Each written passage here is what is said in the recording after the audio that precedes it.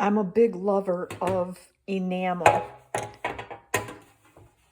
So this is an enamel top table. Let me just back up here a little bit so you can see it. Enamel top table. It's got a little drawer in the front. I use it in my paint studio. And here are two different enameled trays.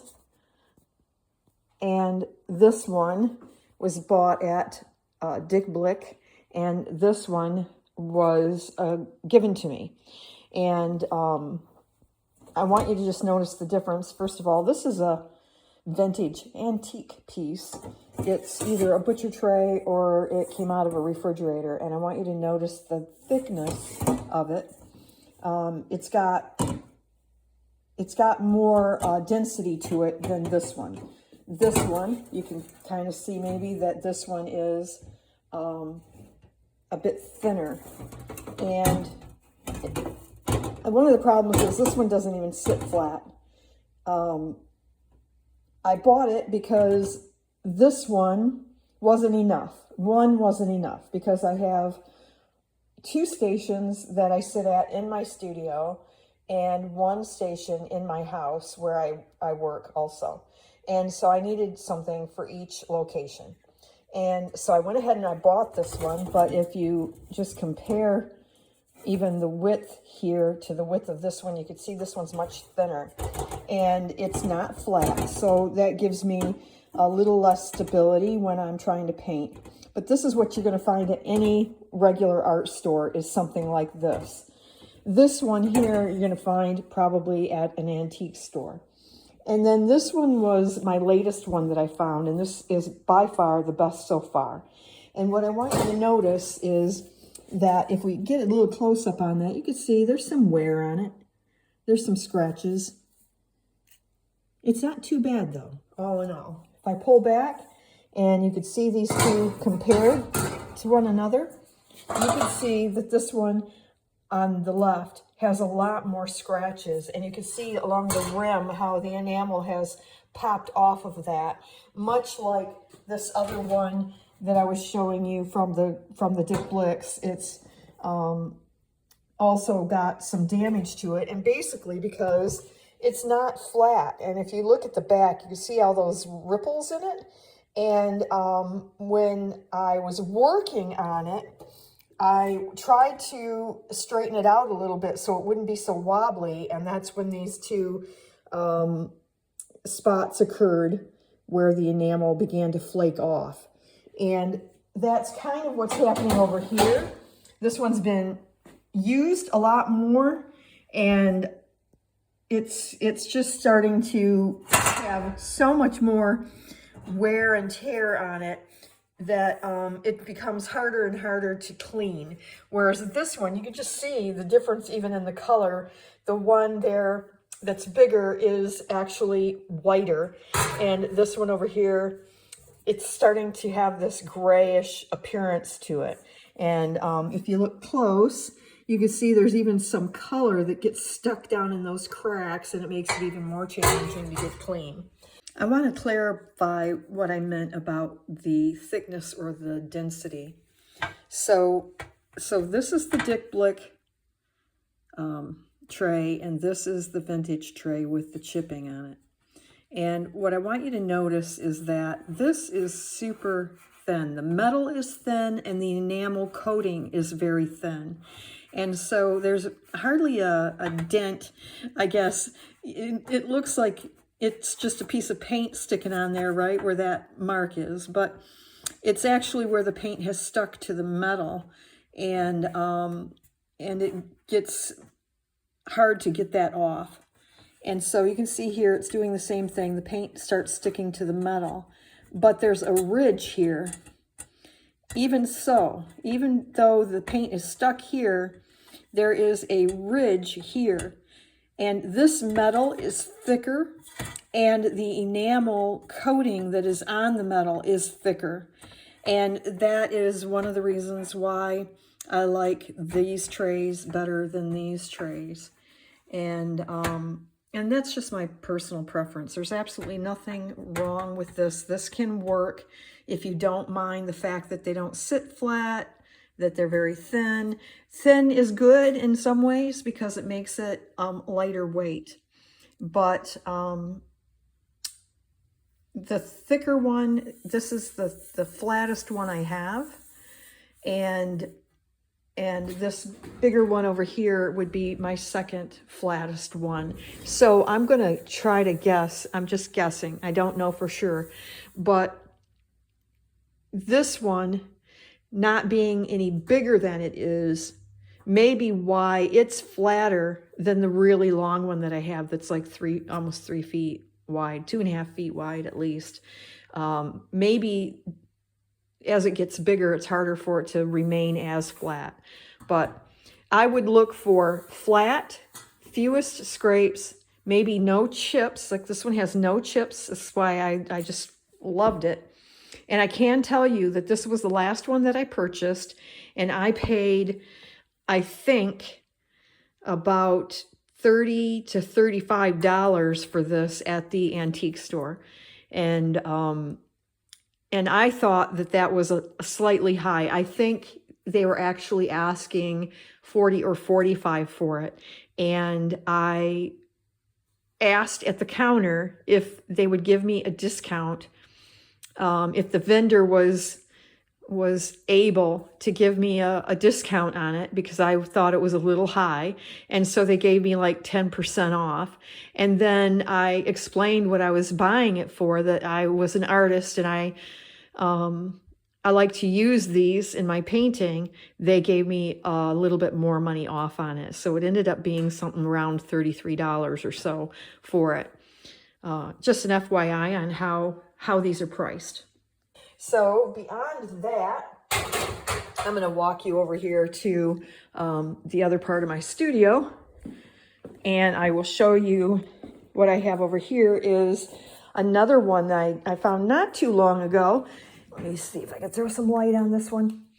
So this one has not been cleaned. I've been using this one over here at this station, and you can see that it has some scratching.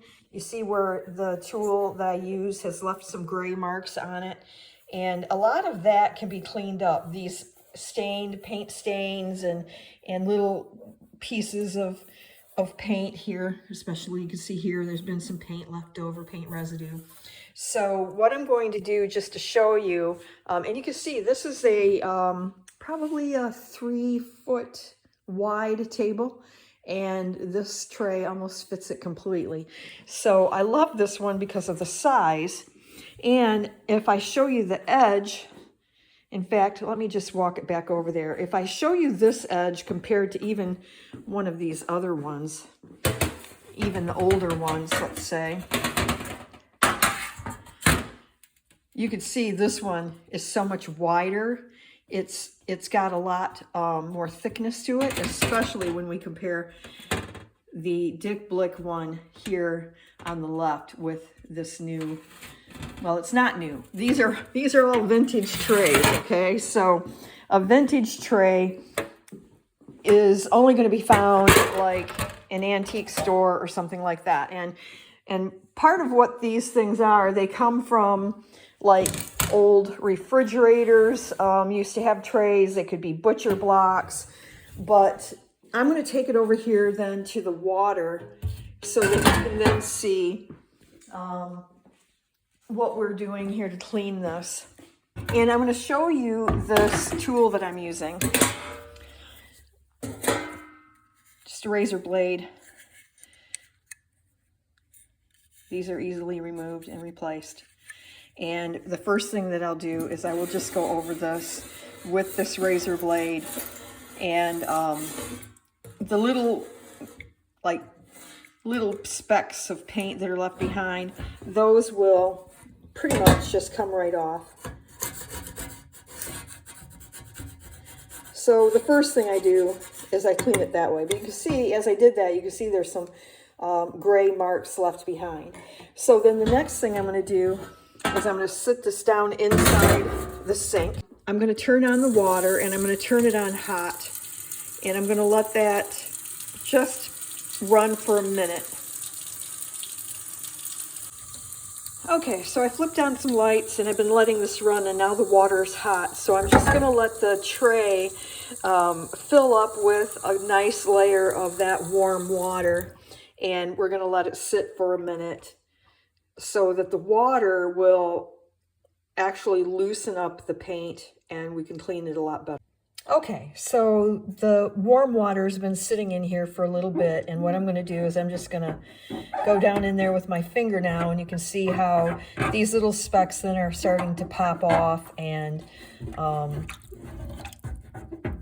that warm water has softened it all up. So I'm going to go back in here with my scraper again, and I'm just going to run the scraper over it one more time.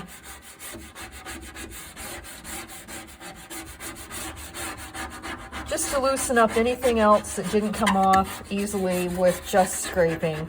That warm water helps loosen everything up.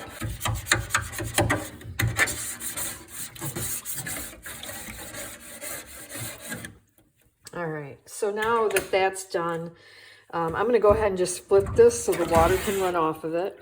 And you can see I've got myself a nice little small hole drainer there so that none of those pieces will go down into the drain itself.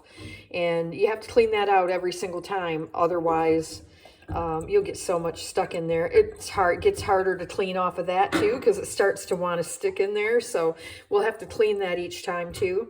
There's still some staining on here. I'm going to put some soft scrub on it and let that sit for a minute. Now, I don't do this step every single time. I only do this from time to time when the staining gets to be problematic, kind of like it is here. So give me a minute. Let me get that ready. Okay, so I've squirted some of that in there and it's starting to sit. I'm not sure how long it's, usually I don't do it right away to clean this. I just let it sit for a while. But you can see some of this is coming off and some of it isn't. So some of these older rings here could be from when I first purchased this one, and maybe it's been on there a really long time. But then some of these other areas where the paint has been really stuck in there, you can see that it's coming actually quite clean and nice and white again. So that's one of the reasons why I love enameled trays. Nothing really sticks to them, and they're fairly easy to clean up. The one question was, what is a good one? And I could say that here are a couple of things I would look for. I would look for one that is a thicker metal with a thicker enamel on it. I would look for one that has the fewest amount of scratches, but I wouldn't necessarily, if you are having trouble finding one, I wouldn't say don't buy one that has a lot of scratches. Like, for instance, this one over here. It has a lot of scratches, but I still use it. And it cleans up just about like that every single time. And it works fine. It works as well. I would say this old beat up one works as well as one of the new ones that I got from Blick, because they are thin metal and thin enamel. And it's not that they don't work, they will work, but they're so flimsy and they're not flat. Like you could clearly see, this one is nice and flat. It's not gonna wobble all over the place. It's the paint is gonna run in one direction, like from the center, because it's a little higher in the center. It'll run to the corners, which is really super nice. The one that I was showing you that I was cleaning, it isn't completely flat. There are some areas in it that are a bit rippled, but the medium size, I'll just show you the setup. So it's here on the easel, and I just leave it like that. It just catches on the little adjustment knob, and everything rolls downwards. and it's fairly flat. It's not as flat as the little beat up one, but it's flatter than this one from Dick Blick. Dick Blick's was really wobbly, and I would say, you can see how wobbly that is, that this was one of the best ones I found in the store. I did not buy this one online. I bought it in the store. And so there you have it. If you have any more questions, let me know.